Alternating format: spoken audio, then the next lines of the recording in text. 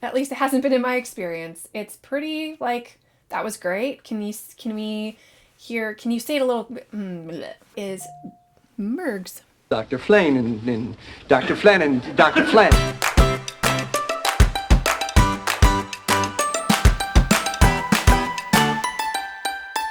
Hey everyone, welcome to VoiceOver Simplified. I'm Katelyn Dunn and we talk about everything voiceover here. So today I wanted to talk about what to expect in a live direct session. So you submitted an audition for a live directed job. Maybe it was through your agent, maybe it was just a really big client on like a pay to play or something. You get word that you've booked the project. That's really exciting. Take a moment to just like congratulate yourself, pat yourself on the back for all of your hard work because it's a big deal to book your first live direct job. But it's also kind of scary because there's all these moving parts, these technical things and like what to expect. So during my last live directed session, I thought I would take down some notes of things that I thought would be helpful to share so that you can be like better prepared when it's your turn to step up to the mic. So things to consider before your session. Most people are doing live directed sessions through Source Connect. Now you might be able to get away with not purchasing Source Connect if they send you a link and you just have to change the input output to your microphone. But if not, if you have to get Source Connect standard, you can purchase it outright. It's like $650. You can purchase a month. So that'll be a $75 setup fee plus $35 for the month. Or you can buy a 2-day pass for, I think it's $25. So you can kind of play around with it and decide what you want, but the 2-day pass does not come with technical support. Scripts. Take the time to make sure you have all the scripts that you need, that they are formatted in a way that will give you your best performance, and that they're accessible so you can edit on the fly or make notes and everything like that. I have everything on my iPad in my booth, and it syncs from my computer to my booth. Silence! So you want to go around your house and make sure that for your session, it's as silent as can be. No, don't.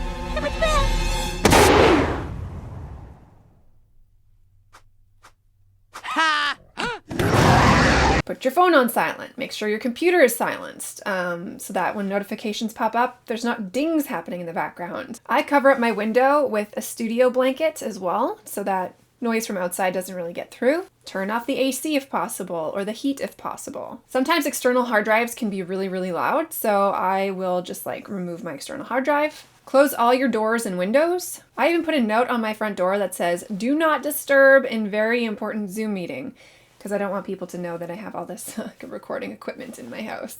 And I even drop off my dogs to my in-laws' house because I love them, but they bark sometime if somebody knocks on the door, and that's real bad during a live directed session. Warm up. If your session is early in the day, like 9 o'clock or something like that, make sure you wake up extra early, like 6 a.m. or 7 a.m. However long it is that you need to be able to just like use your voice and sound normal and get rid of all the frogs. Like for me, I get phlegmy in the morning, especially if I have coffee. I'll make a note about coffee in the next point.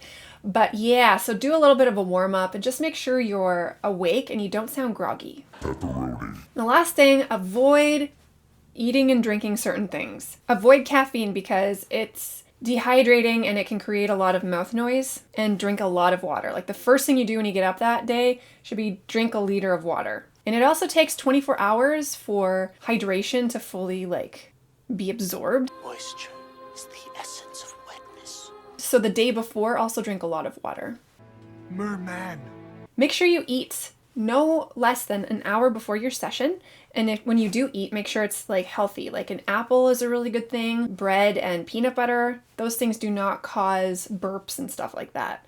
Avoid deep fried, avoid anything too salty or too sweet. 2, answering the connection request. So when you've connected with the studio on Source Connect, you will receive a connect request. It'll just pop up. You're at your computer, it'll pop up and you just say connect, and then you just hop in your booth, or if you have your mic at your computer, that's great. But then you'll connect with the client and it's really easy.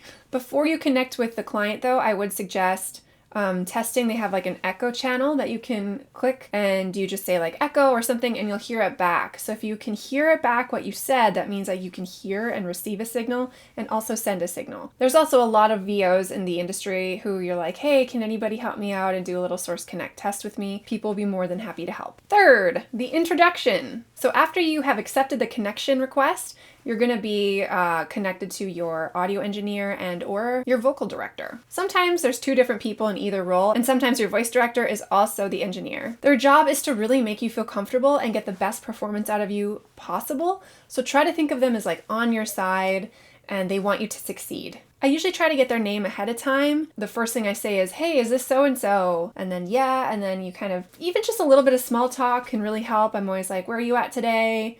How's the weather there? Whatever. Just something to try to just get a little conversation so that you create a bit of a connection and kind of just loosen it up. So once the studio is connected with you, they may also bring in the client and or the agency reps that are creating the advertisement for the client. You might be able to hear them in the background discussing takes and things they like or things they want to change. Or they may be muted altogether and you just converse with the studio. The fourth thing is recording. So by far the most nerve-wracking part of a live directed session are the few minutes before you start the call and then the first few takes that you give. The first few takes are the hardest because you're still just shaking off nerves and just kind of getting settled. I'd say my best advice to help with this is to fake it till you make it. Just try to be confident. We tend to speak faster and higher pitched when we're nervous. So if you can think to kind of overcorrect those things, take a nice deep breath from your diaphragm, calm down before you do a take, and try to pace naturally. And that will make you sound confident. So if you sound confident, it'll come. So the typical format of doing a live directed session, in my experience, has been, you record the whole thing through a couple times, or you can take it phrase or sentence by sentence, depends how they want you to do it. But ultimately, you're going to be doing recording, and then they're going to be editing and fitting it into the video and, tracking like how's the timing going, how's the performance, does it match what we see on screen, what we envisioned, that kind of thing.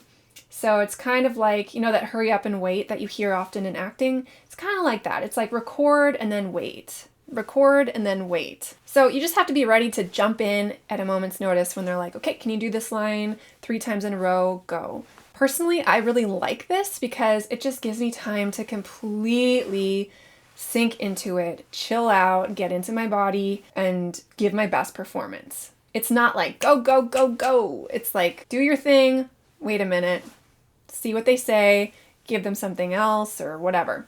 I like it. Sometimes sessions can be really long. And so yeah, don't worry about nerves. You'll be nervous for the first little bit. That's totally normal. And hopefully you just kind of settle into it. The fifth thing I want to talk about is direction. What's it like receiving live direction? It's not scary. At least it hasn't been in my experience. In my experience, it's been really collaborative and it hasn't really been too scary.